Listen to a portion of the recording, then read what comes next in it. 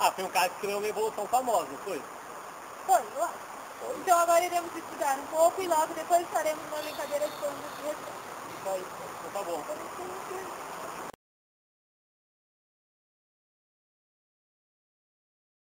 Pegar os papelzinhos para começar a nossa brincadeira. Sou número 4. Só 3. Puta, eu caí com 1, velho. Sou 5. Sorte, hein? Sorte. Você logo primeiro, hein? Vamos lá, Cris. Primeira pergunta.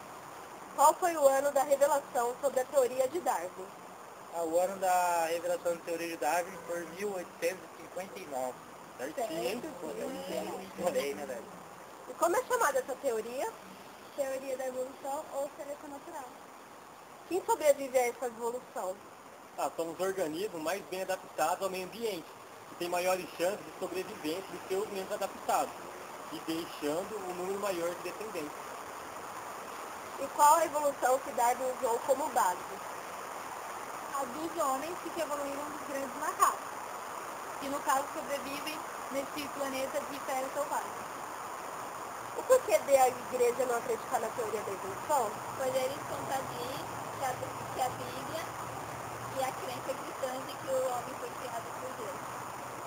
Qual é o erro para muitos de Darwin nessa teoria? Dizer que o ser humano no futuro será totalmente igual, seremos todos negros, sem nariz, sem pelo, isso mudará totalmente a raça humana. Certinho. Estávamos aqui estudando biologia, decidimos falar um pouquinho de Darwin para vocês no terceiro B.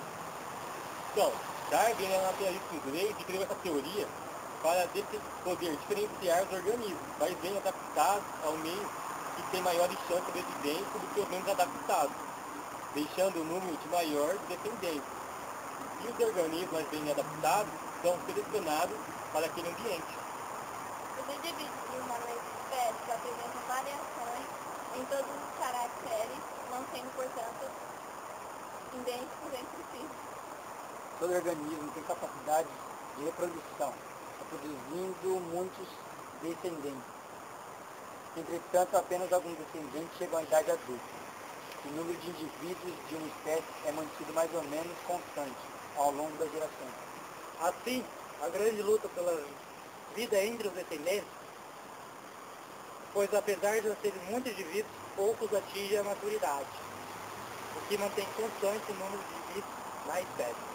Nessa luta pela sobrevivência, os organismos com variações mais favoráveis às condições do ambiente podem ter maiores chances de sobrevivência.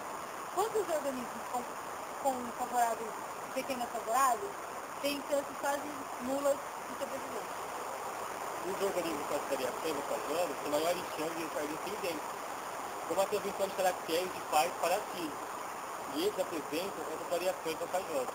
Assim, ao longo das gerações, a atuação da seleção natural sobre os indivíduos mantém ou melhora o grau de adaptação desses indivíduos. Pode brincar, não dá pra brincar. Alguém conhece Darwin? Foi o cara que criou a evolução, né? Volta.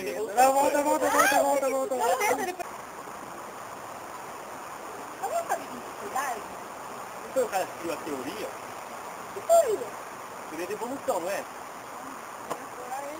Foi ele mesmo. Você tem alguma pergunta? Pô, eu tô sério aqui, e aí? Ah, gente, olha que passa. Variações vantajosas. Assim? Você... Assim? Estamos aqui estudando biologia e vamos falar um pouquinho sobre Darwin para vocês. Então, Darwin... Ai, não dá pra pensar bem. Legal. Falando um pouquinho de Darwin para vocês resolver. Vamos ver para a professora Lídia de biologia. Liga lá. Liga! É isso aí, valeu.